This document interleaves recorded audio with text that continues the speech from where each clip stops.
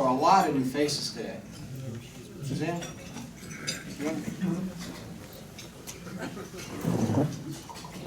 We'll take the mic to introduce my guest today. Please stand up, Greg. This is Greg Sudworth. He's a colleague of mine at the counseling group, and he specializes in working with children in play therapy and also with people with addictions. He's working on his doctoral degree at UNC Charlotte, and you might recognize him as a former contestant with Rotary and Idol. And I was delighted to have him standing behind me, so he's going to improve our singing. I have invited him and proposed him to join the Thursday group, so sorry Lake Hickory guys, we get it.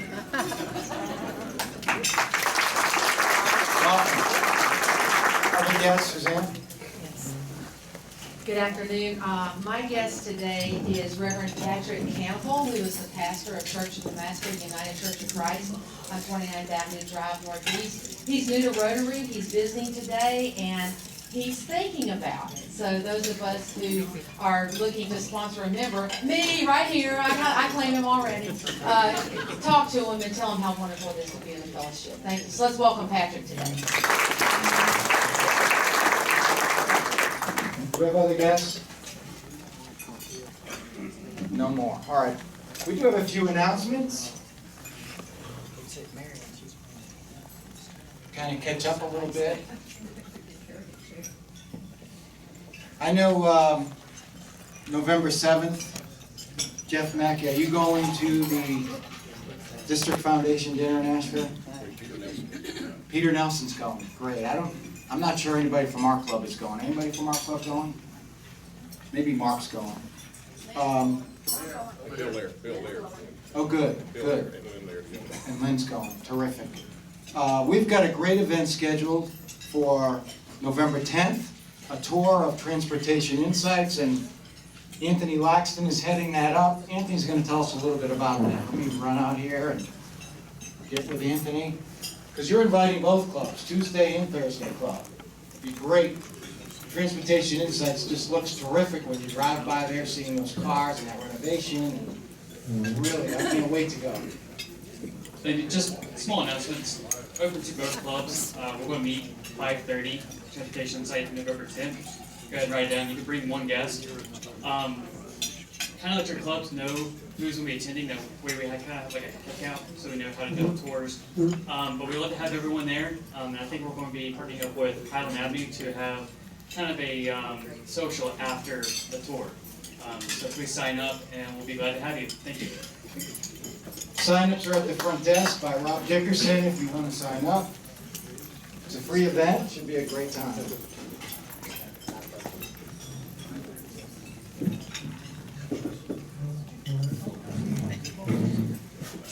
Upcoming programs.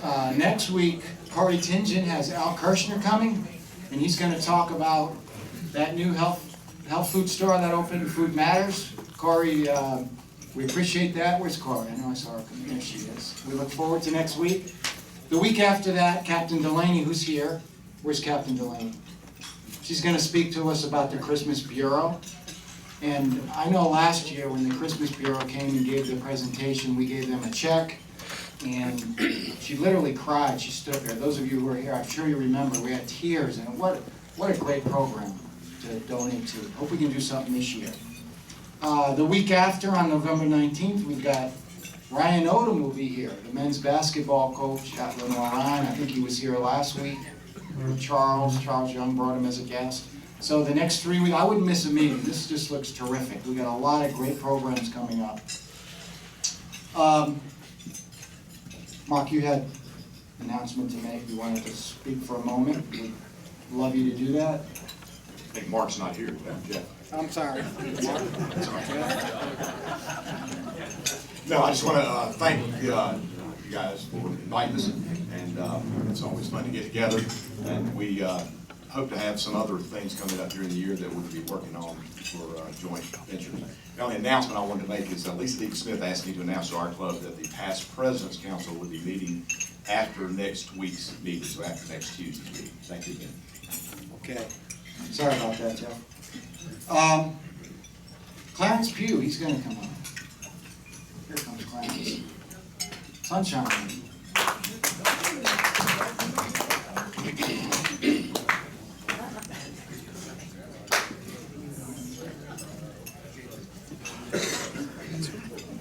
if you looked in the spoke and you saw who had the Rotary moment today, it's N.A. And I guess that applause pretty much fit that recognition. No applause. Thank you very much. No applause. That's exactly what we're going to follow a little bit of our routine from the Thursday Club, so if you'll bear with us, and for health and happiness, I want to recognize some birthdays this week. Rusty Eisenhower, October 26th. Is Rusty here? All right, Rusty, congratulations. And Kimberly George on October 28th. And in fair and balanced presentation here, anyone from the Tuesday Club want to acknowledge a birthday? And we promise we will not sing to you. Anybody birthday this week from the Tuesday Club? All right. A door prize waiting for you. I see Dallas Aby's here, so Dallas, I guess that must mean Judy's doing okay. Still making progress. She's doing fantastic. All right, welcome back, and good to have you. I know a lot of interest in the athletic director at Lenoir-Rhyne University, and I'm going to call on the CEO and president of Lenoir-Rhyne University for an update on Neil. Mr. President, that's you. Is that me? Yeah, he don't remember the two still.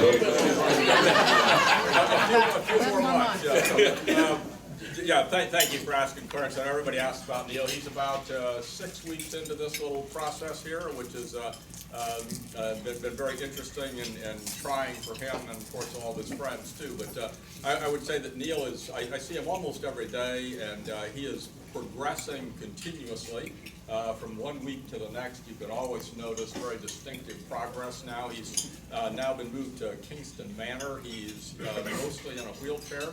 He is doing physical therapy on it and regaining the use of his right hand, and also doing some initial walking and things. So it's very good progress. Most important thing is his intellect, which we've always been concerned about. But Neil and I are very good friends, and we have the opportunity to, since this started, I would challenge him by making fun of him, and he is now able to make fun of me in return. So that's a very good sign. I was talking with his daughter the other day in his presence, and he was asking us, well, do I act normal now? And we looked at each other and said, well, you never did. And then we said, Ashley, I think, said, well, Neil, Dad, I think you're nicer than you used to be. So anyway, so this is a good thing. But thank you for your prayers and concerns. I know yesterday I saw Charles Young, is he here? Charles and Elaine were there, and I know Steve Ballman, of course, dear Miss Sandy is there all the time with him. So thanks very much for your thoughts and prayers. Well, the football team needs to get him back, so tell him to hurry up, even if it's in a wheelchair. Bring him on. Let me give you a little history. How many of you know the significance of 1973 in this community? 1973. Back at St. Luke's table, what are you thinking? That was the year in which this club, the Hickory Club, formed the Rotary Club of Lake Hickory. That's excellent. Well, wasn't what I had in mind. That's the year I moved back to Hickory and went to work at Lenoir-Rhyne. Yeah, this guy right here presides. Charles Snyder. Is that where you're going? That's where I'm going, yeah. But certainly 1973, I think in April of 1973, the Hickory East Club was organized and formed and sponsored by the Thursday Club, and they have done well. So we commend you guys. How many of you, I'm curious, how many of you were in that charter group at Hickory East back in 1973? Stand up. Well, let's see if we can recognize you. Bill Carsley. Right over here. How many Thursday members were in the club in 1973 when we sponsored that club? Charlie, you were president that year, Charlie? I failed to check that. And back at the back, that's Paul, Robert Bumbarger. Anybody else? Well, you know, the mark of a good good parenting is that you send your children out and they do better than you do. So you guys in the Tuesday Club, keep doing that good work, and certainly we're proud of you. In a public service announcement, I want to let you know that, in case some of you missed it, today is National Cat Day. National Cat Day, and I'm curious to know how many of you own a cat, or your spouse owns a cat, or your significant other. I have a lot of cats in this room. So, Nobody owns it. Cats own them. the what? Cats own us. Nobody owns a cat, cats own people. Oh, okay, I'm sorry. I don't own a cat, thank goodness. But if you don't own a cat, you can probably find one without too much difficulty. So I would encourage you to go out and hug a cat today, and certainly it'll make your day brighter. But in the spirit of National Cat Day, how many of you heard me do a sunshine on January 29, 2003? Okay, January 29, 2003, I shared this story about a cat, so I'm going to share it again today. A couple went out for the evening, and it's so good I have to read it. A couple went out for the evening. They got all dolled up, put the cat out. The taxi arrives as the couple start out. The cat shoots back into the house, and they don't want the cat shut up in the house. So the wife goes out to the taxi while her husband goes upstairs to chase the cat out. The wife, not wanting it known that the house will be empty while they're away, explains to the taxi driver, he's just going upstairs to say goodbye to my mother. A few minutes later, the husband gets into the taxi and he says, I'm sorry I took so long. The stupid thing was hiding under the bed, and I had to poke her with a coat hanger to get her to come out. Then I had to wrap her up in a blanket to keep her from scratching me as I hauled her downstairs and tossed her out in the backyard. So, be careful how you communicate. And along those lines of pets, if you can start the day without caffeine, if you can get going without pep pills, if you can always be cheerful, ignoring aches and pains, if you can resist complaining and boring people with your troubles, if you can eat the same food every day and be grateful for it, if you can understand when your loved ones are too busy to give you time, if you can take criticism and blame without resisting,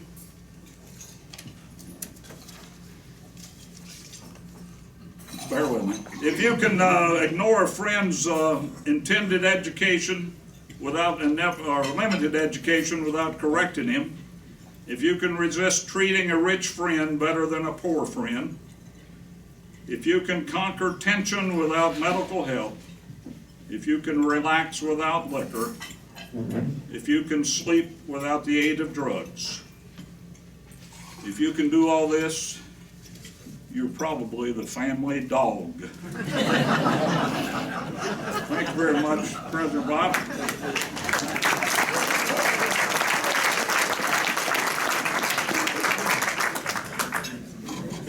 We have one more announcement before we light our program up here. Jennifer, you wanted to talk about our December social. Yes, we're going to have our Christmas social again this year at the Crossing. It's going to be December the 3rd. We're not interfering with the dance this year, so hopefully more of you can come. It'll be 5 to 8. We're working on the menu and doing some things, so, but of course everyone's invited. We'll start to do sign-up sheets, and there'll be more details to come, but put that in your calendars, December 3rd, 5 to 8. Terrific. Now, before we start, does anyone have other announcements? No announcements? Okay. Susan, come on up. October 24th was World Polio Day.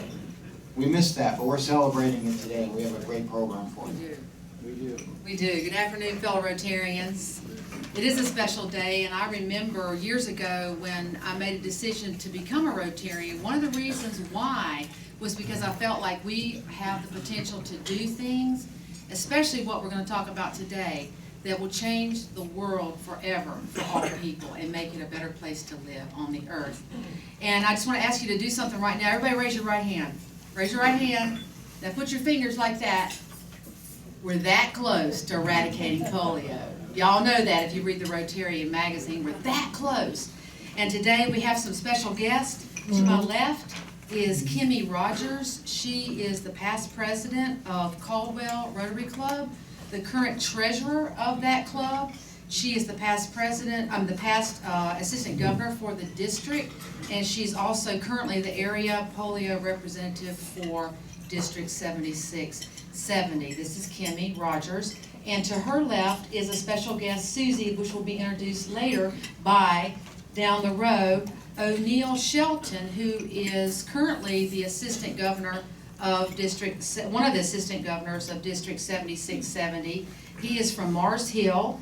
He is the past president of the Madison County Rotary Club.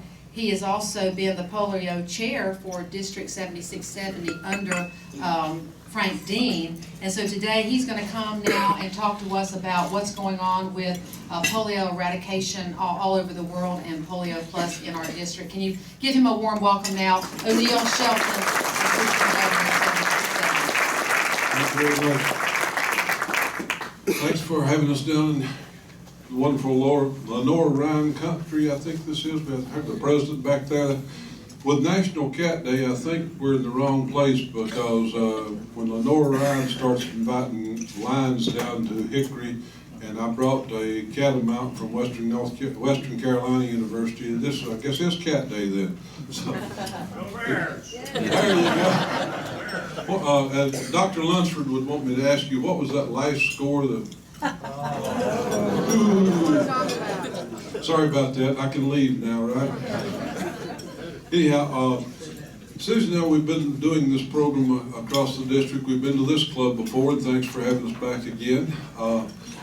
As you well know from being Rotarians, Polio Plus is one of our important things. We're trying to get all that. Billy Blackwood, like our governor, would like to have all the donations in by the end of this month, so it's like a telethon. Get your cards and letters in right now. But you know, the things we can tell you about polio eradication, all those things you know quite well. The other side of the coin is that we will address today. You're going to get to hear the life history of one of my dear friends from growing up days, high school friend. Our family's been intertwined. Her husband Dwight and I grew up in the same neighborhood with mutual relatives. So it's a small community of Mars Hill, and how polio, like the miracle of Hickory, and how much you guys did down here when you built the hospital in about 3 days to you know, during the giant epidemic. We did not have all that much volume of intensity in our little mountain county, but you know, one is one too many. Susie, of course, obviously was a polio victim who went on through high school, got through Mars Hill, now university doctor, and had a very successful life with that. So we talk about polio, we talk about polio across the world. One thing that we're interested in bringing a little attention, and she'll cover that later, is post-polio, which affects the people who've had polio 20 and 30, 40 years later. Hickory, with the amount of polio you had in this area, toward the future would be a great place for these post-polio chapters if you have enough interest in the community. That could be addressed later. But anyhow, as I say, we all talk about the worldwide epidemic, this close, all that bit, but polio does have a face, and sometimes that face is right in your neighborhood. And for us, it's a beautiful face, and that face is Susie Fender, and I'll turn the program over to Susie now.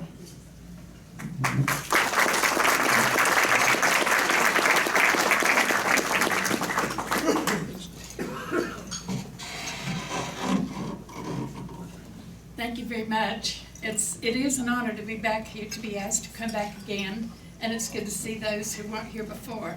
Hopefully I won't be too boring for you if parts of my story overlap from before.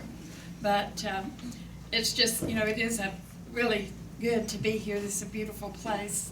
and he mentioned that he and my husband grew up in the same area together. Well, as I was growing up, my dad always told me, don't ever think you're going to date anybody from over there. So that's the top place they grew up in. And of course, I ended up marrying one from over there. But and it's worked out great for 36 years. So, I want to say I appreciate my husband and all he does. I couldn't do anything each day, even getting out of bed, without his help. So I do appreciate that. But I'd like to start to see if you'd ever thought about what one of these little rubber hammers and a 4-year-old little child has in common. And what that is that one day when I was walking home from my neighbor's house, her dad came by and saw that I was limping. And I was, as I said, I was 4 years old. It was in 1950. And he picked me up, took me back home to my house. He thought maybe his kids had done something to hurt me or something, and he wanted to apologize for that if they had. But I told him, no, nobody's hurt me. And I can remember that day very vividly. I guess that's the first memory I have. And he took me back. My mom noticed I had a fever right away. And they immediately, because of hearing about the polio epidemic, immediately took me to the doctor. And that was in Mars Hill. I lived about 3 miles outside on the same farm that I live on today. But nobody else in our area had polio. So they were, didn't see how that could be it. So they took me to Mars Hill to the doctor, who said, well, he wasn't sure. He didn't make any comments of what it was, but he wanted to send me to a doctor in Weaverville, which was 10 miles farther out the road. Well, I found out later that my dad had to borrow the money from the local druggist to even have gas money to go to Weaverville.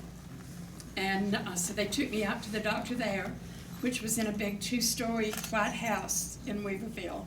I can remember going in and they set me up on a table, the doctor did, and he hit my right leg, right knee with a little rubber hammer like this one, and my leg just jumped out, the lower part. He hit my left leg and nothing happened.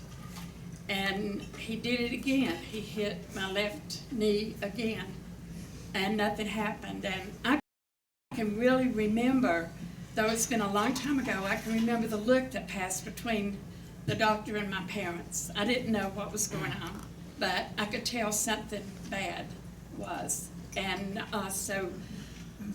he sent me on to the Asheville Orthopedic Hospital. It then became Tom's, and now it's Care Partners in the Biltmore section of Asheville. But at that time, that's where they were sending all the kids with polio. I remember them taking me upstairs after they checked me to the room, going up those long stairs, and I had to stay there for 6 weeks.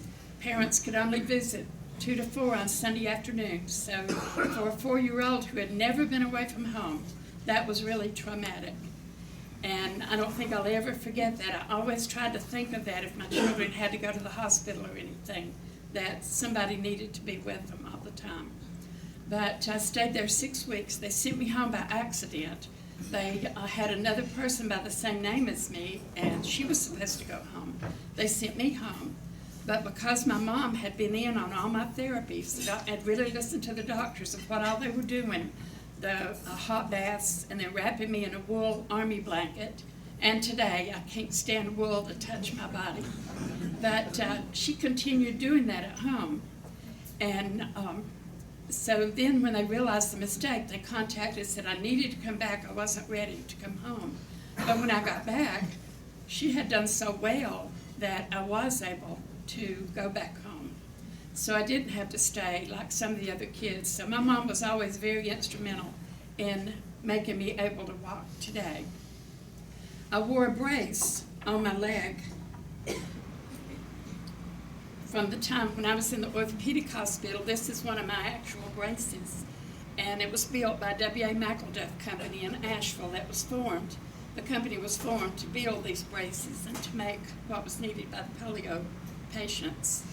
And this is one of my earlier ones because by the time I was 12 years old, my legs were, there was 1.5 inch difference, 2.5 inches difference in my legs.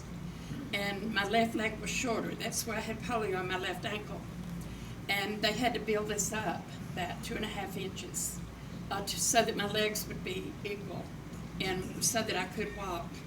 Well, the summer that I was 12, there was a new doctor who came into Asheville with new ideas about polio patients. And he did 2 surgeries. He asked my parents, and they allowed him to do my surgeries, and did 2, knowing they were experimental. But if they worked, I'd be able to walk without the brace. If they didn't work, I would be wearing the brace. So they really did allow him to do that. Some of the parents wouldn't let him do those experimental surgeries. I'm so thankful that he did, because I was able that summer to take my brace off. When I went back to school that year, I didn't have a brace, even though for 3 months I was in a cast and on crutches during the summer. But he also did an x-ray of my right hand and determined how much more I was going to grow. And 2 years later, when I was 14, he did surgery on my good leg, my right leg, and took a piece of the bone out of my knee, turned it, and put it back in. And by doing that, it broke the bloodline to that leg so that it would stop growing, but the other leg would keep growing. And I would have been 2¼ inches taller. But I'm so thankful he did that, because now there's 1/4 inch difference in the length of my legs, and I'm able to walk with usually a cane or a walker. And the doctor has told me eventually it'll be probably a wheelchair.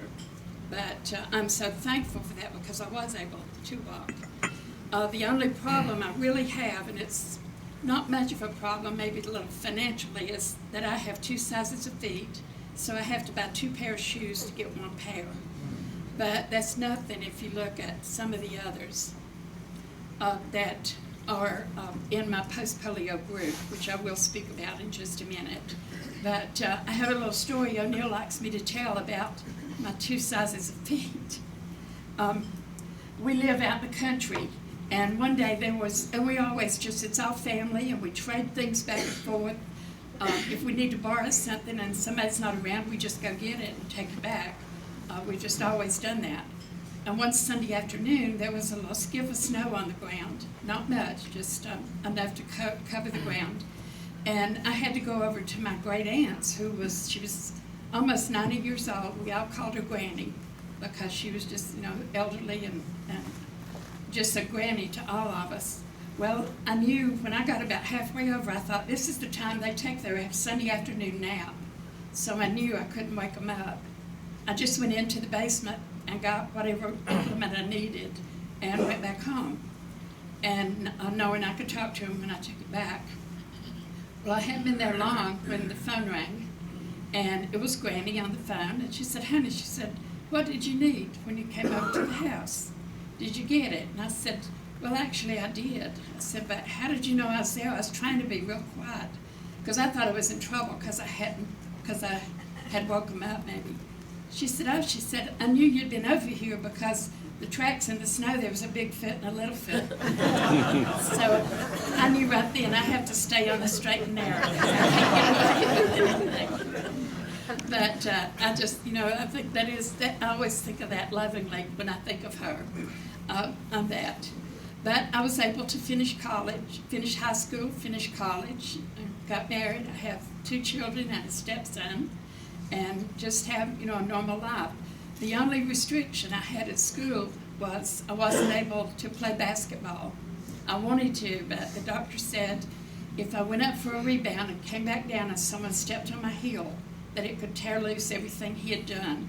So it wasn't worth the effort. So I settled for being basketball manager and also a cheerleader. So I got to be involved. But I did finish college, and I worked part-time all through the years because I worked with Manpower, Kelly Services, because I wanted to be home with my kids as much as I could, and I could work around their schedule. So when they got on up at school and had their own things going on, I thought, well, I'm going back to work full-time. And whenever I found out after just a few weeks, I can't hold up to this full-time. I would get tired real easy by noon, and I thought, well, I'm really out of shape. So I would do exercises and just try to get in shape. And it just made it worse. I couldn't get to where I wasn't tired, so I had to start working just part-time, continue working part-time. And the doctors were treating me for arthritis, rheumatism, and just different things. Well, then in 2005, I saw in the newspaper where they were having a reunion at, it was Tom's Rehab Hospital then, where I was at the Asheville Orthopedic Hospital. And it was people that had had polio, but in later years they were having problems. So I went to that meeting. There were about 200 of us there. And at that meeting we discovered we had our polio, then we had been able to work, but then as we got in our late 40s, early 50s, we were getting tireder and we couldn't get rested. We could sleep all night, but we were still tired when we woke up. So we formed a group that started meeting, and this year marks our 10th anniversary. And this month we had our 10th anniversary of our group. But there are about 20 to 25 of us that meet in Asheville. And about 5 years ago, we helped to form a group in Shelby. And we just kind of helped them to get on their own and on all. And I think they have about 25 or 30 now in their group. So there are a lot of us that now the problem is we're having the same problems we had as children, but we don't have the fever, we're not contagious, but we have post-polio syndrome. And what that is, I'll read it. It's a condition that affects polio survivors years after recovery from their initial attack. It's mainly characterized by new weakening in muscles that were previously affected by the polio infection and in muscles that seemingly were unaffected. Symptoms include slowly progressive muscle weakness, unaccustomed fatigue, and at times muscle atrophy. And we found out where we have been pushing ourselves to do exercises to build our strength, we were hurting ourselves because the muscles that were weakened with polio were kind of dead now, and our new muscles were pulling in to help. And as we were straining those new muscles, we were losing strength in those also. So we just have had at our meetings, we meet once a month, and on the Care Partners campus right now, we know we have a meeting place through December. Then I think we're going to have to go out on our own because they've kind of cut us loose from their support. But we have doctors that come and speak, and one doctor that spoke is from Charlotte, Dr. William Buchanak, and he's one of the very few doctors that still treat polio patients. In fact, it's hard to get an appointment, but I was able a couple of years ago to get an appointment with him in Charlotte and went down, and he really explained a lot. He really got it into me.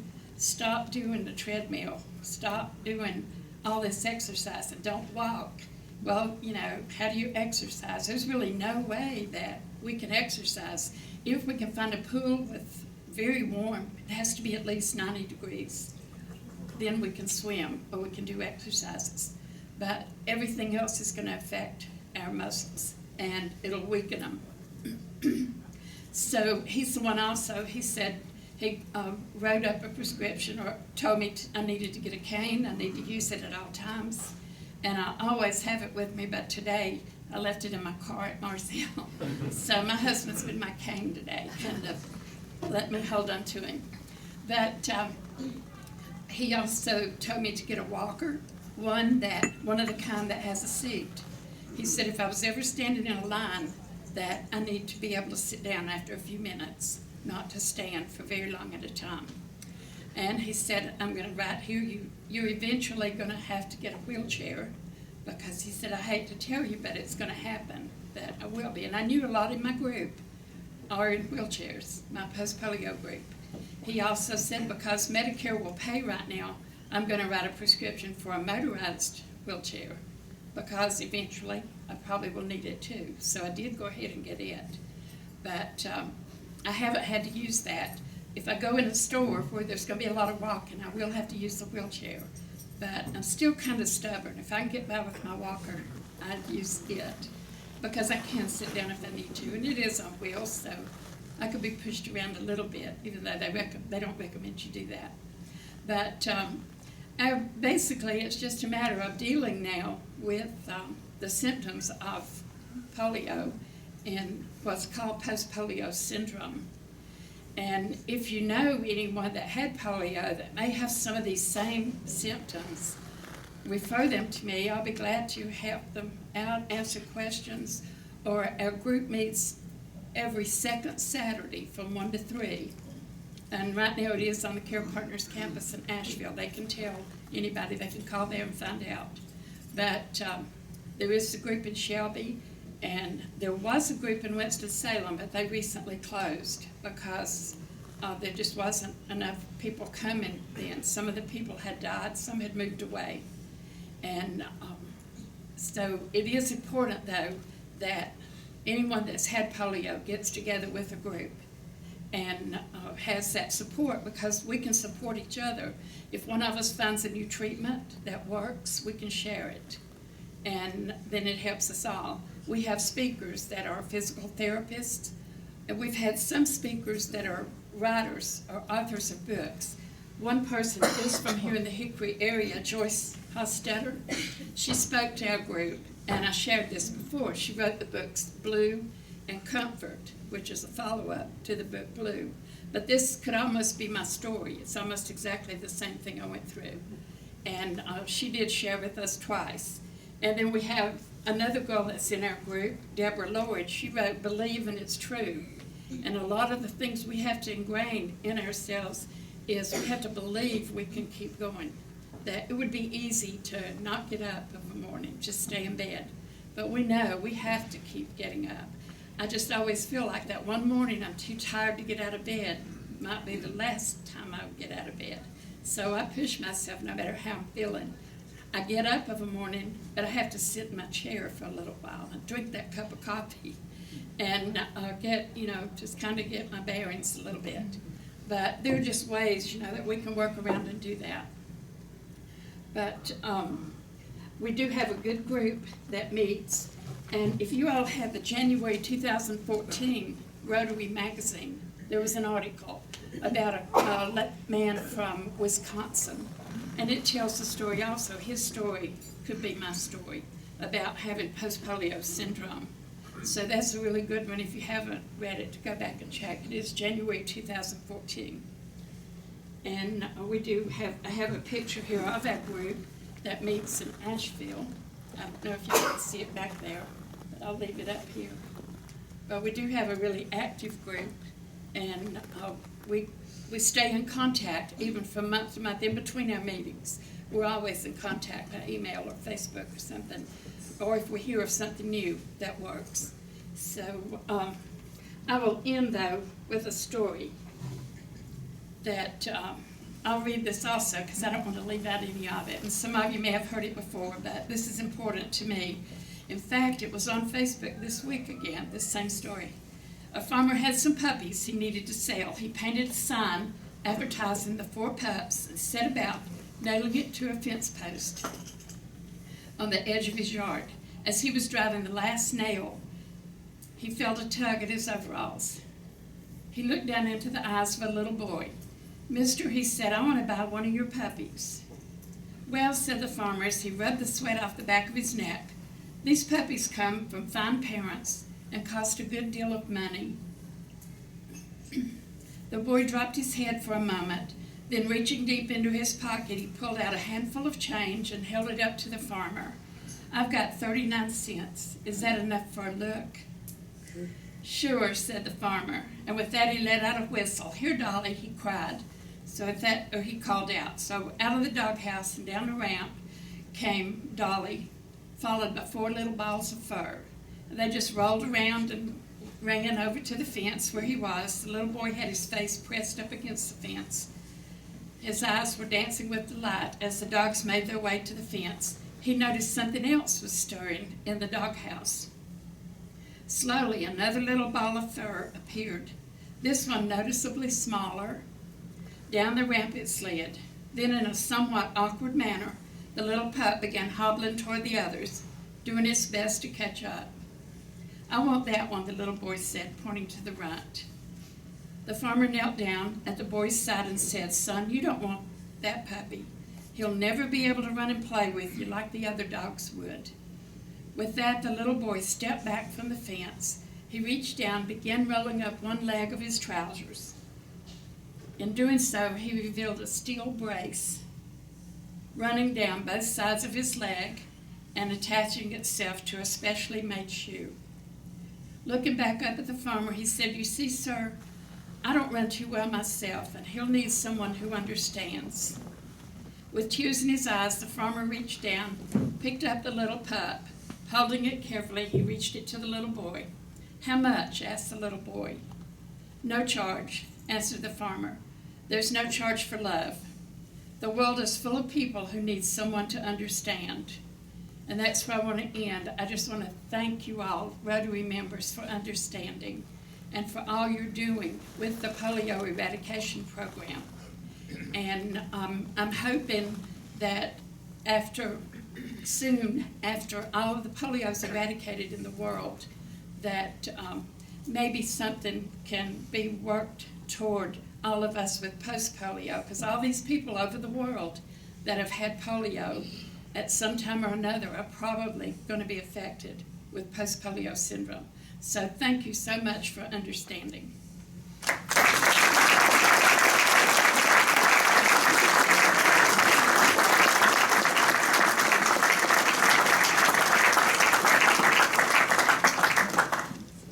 We don't have time for questions. I hope that's okay. Jeff, you wanted to say a word. Yeah, I just want to say thank you again for hosting this, and put on your calendar March 29th, Tuesday, right here. That's when Lake Hickory will be hosting you guys at our next joint meeting. Thank you. Are we ready for the raffle? Dan Kirby? We can stay for questions later. We ready?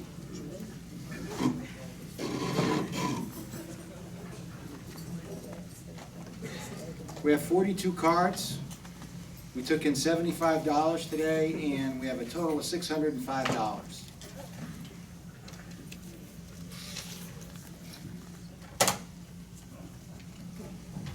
Do I get to read that?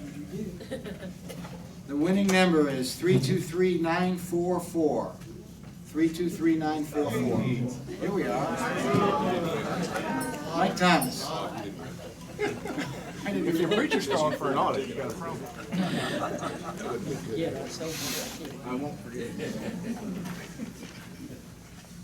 Free lunch. Oh, okay. Hi. Free lunch. Well, I want to thank all of our guests today. We're thrilled to have the Tuesday group. We go back to you all in March. And all of our visiting Rotarians and guests, thank you for coming. Let's stand and close with the four-way test, please. Of the things you think, say, or do, Is it true? Is fair to all concerned? Will it build goodwill and better friendships? Will it be beneficial to all concerned?